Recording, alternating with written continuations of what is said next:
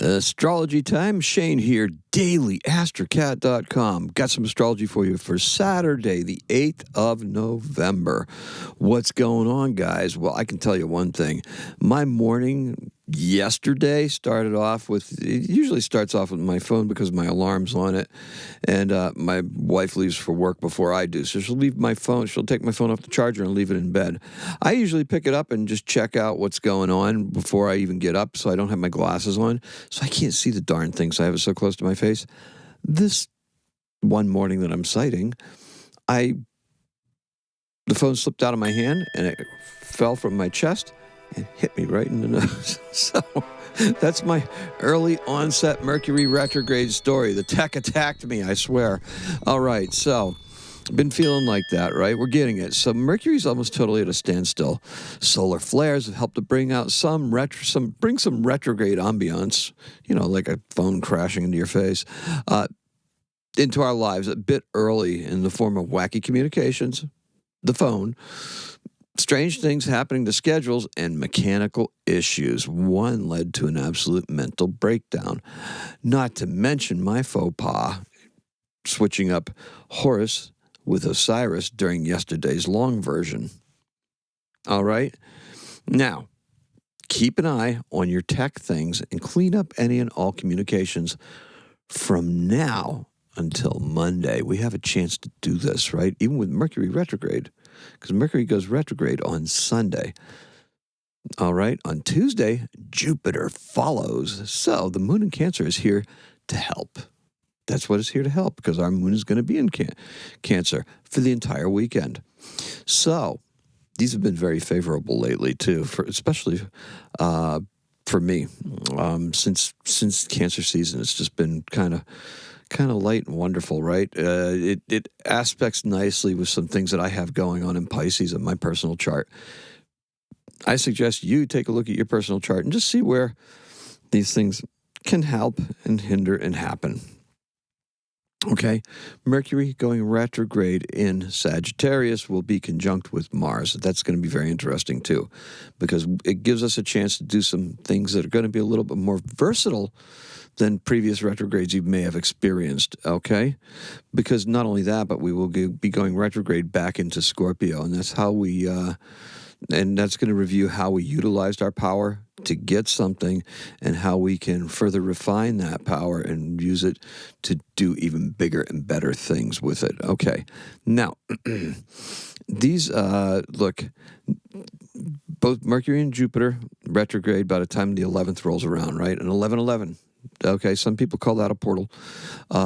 It's where you manifest your dreams, right? Now, these retrograde challenges can try to stop you, but your manifested dreams will take precedence. Now, whether you're using 11:11 to manifest something new or it's just a continuation of what you've been doing, that's something else, right?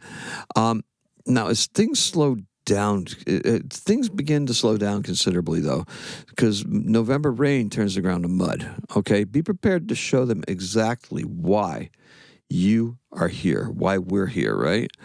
That's right. A light heart and elevated mind will not be mired and sink in that mud. You got to be liquid and go with the flow, rather than allowing anyone or anything to pull us down into that mud vibrationally. And today's key word is moon water. Okay, so our color is, you think it would be mud, right? But it's not. It's not. It's milky yellow calcite. Now, you may feel like the universe is really messing with you. Yeah, you probably will feel like that. This is the effect of the early onset Mercury retrograde shenanigans. All right? Air travel. Just messed up, right? You know.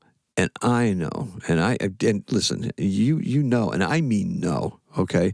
Someone's messing with you. This is just people messing with us. This is because you accomplished what you did, okay? That's right. You were able to rise above all this stuff that was going on. You were able to accomplish something. Now, here's a key insight. Jupiter represents rules and the law to some extent. Jupiter in Cancer feels like the rules should be protecting us, right? Yes, Cancer, protection, defensiveness, nurturing, emotional, right?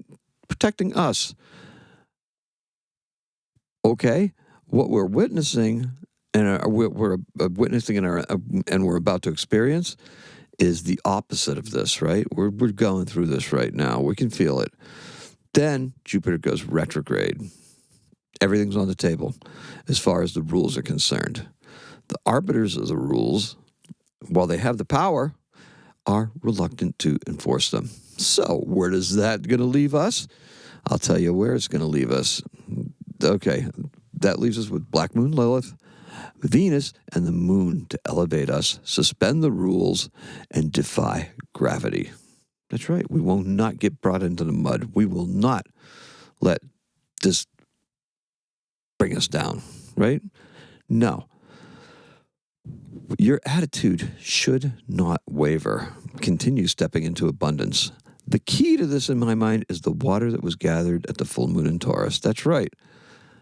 The Beaver Moon Taurus water is infused with your accomplishment, what you did, where we went, what we've achieved physically, monetarily, and definitely attitude-wise, right? That attitude that we are above this because our vibrational level is over that, right? Is higher than that.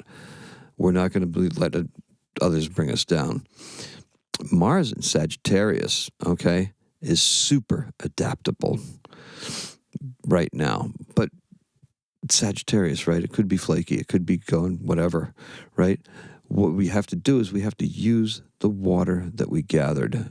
Use the water, mantras, and rituals to keep your vibration still elevated. I didn't light my candles yesterday. I think that messed me up. They're lit today. I have my intention stated, my intention for you, my intention for myself. That wasn't stated yesterday. Don't allow yourself to be brought off course, okay? Because that is where we start to have things devolve. Today, I left the house without these. First appointment, okay? I came back and I put them on, okay, after the first appointment. And then the rest of my day went kablooey. But, at least I have the mantras, the rituals, the water, the accoutrements, whatever it is that we need to do to have us go out and feel like we can face the world. Now, in ancient Egypt, speaking of faux pas and stuff like that, yesterday I kind of mixed up my Egyptian gods, okay? In Egyptian mythology, the horse is the offspring of Isis and Osiris. Kind of confused the father and son there, right? Osiris was dead when Isis conceived Horus. Horus avenged his dead father by overthrowing Set to become the ruler of Egypt. Now, this is not a crash course in Egyptology or in the Egyptian mythos, right? Because it's just complicated. It ran for millennia, right? And this is what millennia will do to a religious system, right? Twists and turns and shadings and all sorts of stuff, right? Okay, so now it's a curious thing because Ra, the sun god, is also depicted similarly to Horus, falcon-headed god, right? Because the key word was falcon. And that falcon is very important because we still need to have the eyes of the falcon. Use your moon water, right? Use the moon water. Let that falcon's gaze just infuse you with the ability to see far and to just know what it is that you are seeking, what you're hunting, okay? Now, that's what the millennial will do to a religious system. And now, after I did that thing yesterday with my little faux pas, I fixed it somewhat. Okay, so another long one. So this is really weird because in 1895, the German physicist Wilhelm Röntgen produces and detects electromagnetic radiations in a wavelength range today known as X-rays. They called them Röntgen rays back in the day, right? Now, that's important. Now, our birth is, wait, what? Bram Stoker, the author of Dracula, has the same birthday as Vlad the Impaler. Uh-huh. Now, the original Count Dracula, right? Count Dracula, Vlad, was born in 1437. Bram was born in 1847. in Ireland, Dublin, as a matter of fact, and he died in 1911. Now, Count Dracula allegedly died for the first time in 1476. Now, shared birthdays, right? The author and the Count. Wilhelm Röntgen shares my birthday, and I actually chose that before I saw any of this stuff about Bram Stoker, so I think that's even funnier, right? So that's what I got for you. A little bit of humor. I love it. Let's recap. The color is milky yellow calcite, and the key word is moon water. So this is pretty difficult for everybody to grasp, okay? I just want you to make sure that you don't, it's like that quicksand stuff, where they say you struggle and it sinks you down, right? Elevate. Lift yourself up. Just imagine yourself over the top of it, and just kind of glide over it, right? Glide over it, pull towards the shore, right?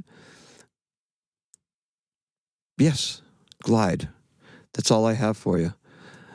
Thank you very much. I appreciate and love every single one of you. Didn't get to comments yesterday because Mercury retrograde, early onset symptoms. Oh no. Well, you should ask your doctor if moon water is right for you. I know it is, okay? But just, you can ask if you want, right? Okay, you don't need, there's no side effects. You know what side effects of moon water are? You might accomplish something. you may live out some of your intentions. That's the side effects of moon water. All right, so anyway, that's all I got. Today is a 5. Happy astrocatting.